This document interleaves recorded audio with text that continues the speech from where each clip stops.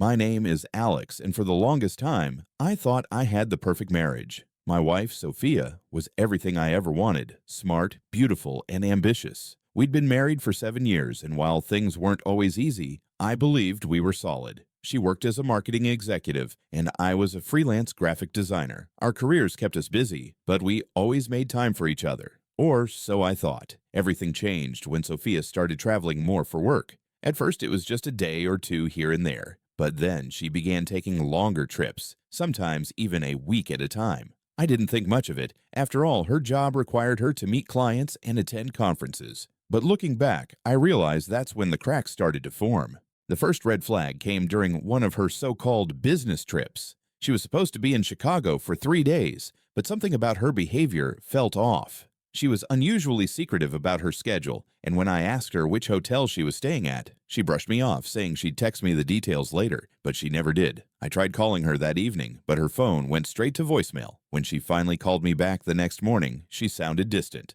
almost like she was in a hurry to get off the phone. I told myself I was overthinking it, but deep down I couldn't shake the feeling that something wasn't right. Over the next few months, Sophia's trips became more frequent, and her behavior became more erratic. She'd come home late, claiming she had to work overtime, or she'd disappear for hours without explanation. I tried to talk to her about it, but she always had an excuse ready.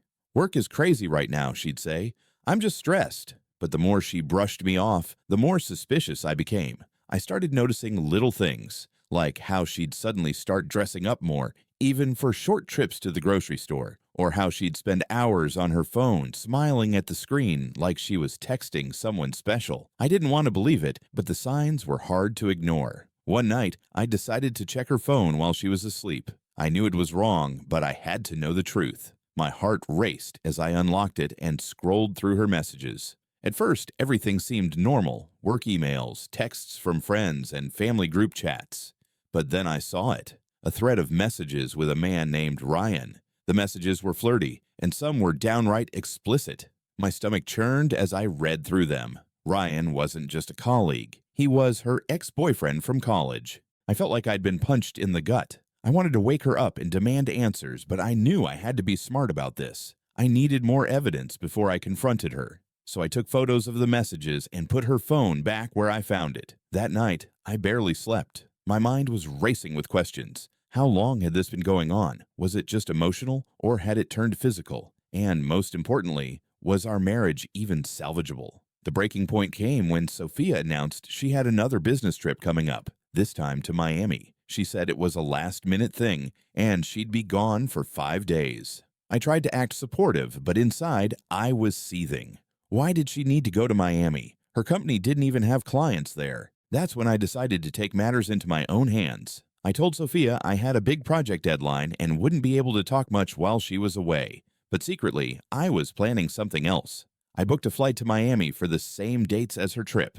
If she was really going for work, I'd know. And if she wasn't, well, I needed to find out the truth. The day of her trip, I dropped Sophia off at the airport, pretending everything was fine. But as soon as she disappeared through security, I headed to my own gate. My heart was racing as I boarded the plane.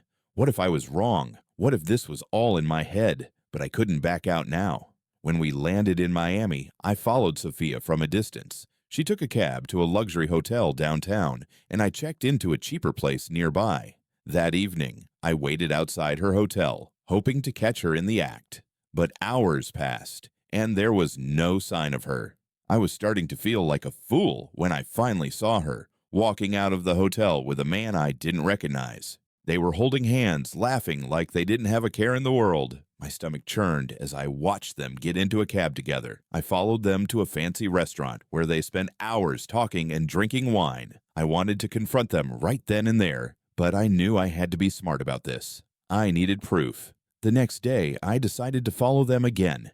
This time, they went to the beach. I watched from a distance as they lounged on the sand, sharing intimate moments that should have been mine. I felt like an outsider in my own life, watching my wife live a double life with someone else. That evening, I decided to confront Sophia. I waited until she was alone in her hotel room, then knocked on the door. When she opened it, her face went pale. "Alex, what are you doing here?" she stammered.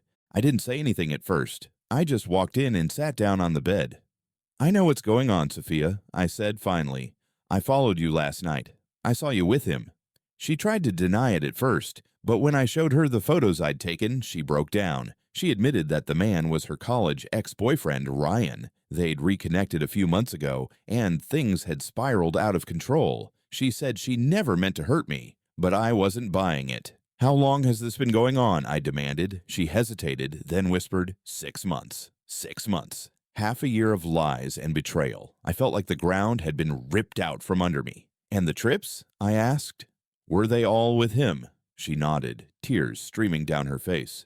I'm so sorry, Alex. I never wanted this to happen. But her apology wasn't enough. The damage was done. I packed my bags and left the hotel, leaving her alone with her guilt. Just when I thought things couldn't get worse, I found out the truth about Ryan. Sophia had been planning to leave me for him. She'd even been looking at apartments in Miami, hoping to start a new life with him. The business trips were just a cover. She'd been using her job to fund her double life. I was devastated. The woman I loved had been lying to me for months, and I had no idea. I didn't know how to process it. Part of me wanted to forgive her, to try to work things out, but another part of me knew it was over. I couldn't keep the truth to myself any longer. I decided to expose Sophia's betrayal in the most public way possible. I invited our families over for a dinner under the guise of celebrating our anniversary. But instead of a celebration, I had a bombshell to drop. As everyone gathered around the table, I stood up and announced that I had something important to share. I pulled out my phone and connected it to the TV. Sophia's face turned white as I played the photos and videos I'd taken in Miami. The room fell silent as everyone watched her betrayal unfold on screen. Sophia tried to explain, but there was no coming back from this. Our families were in shock, and the room was filled with tension. I told them everything about the affair, the lies, and the plans to leave me. It was the hardest thing I've ever done, but I needed them to know the truth. The fallout was brutal. Sophia and I separated, and she moved in with Ryan. I filed for divorce, and the process was long and painful. I lost friends, money, and even my sense of self. But through it all, I learned one important lesson. Trust is fragile, and once it's broken, it's hard to rebuild.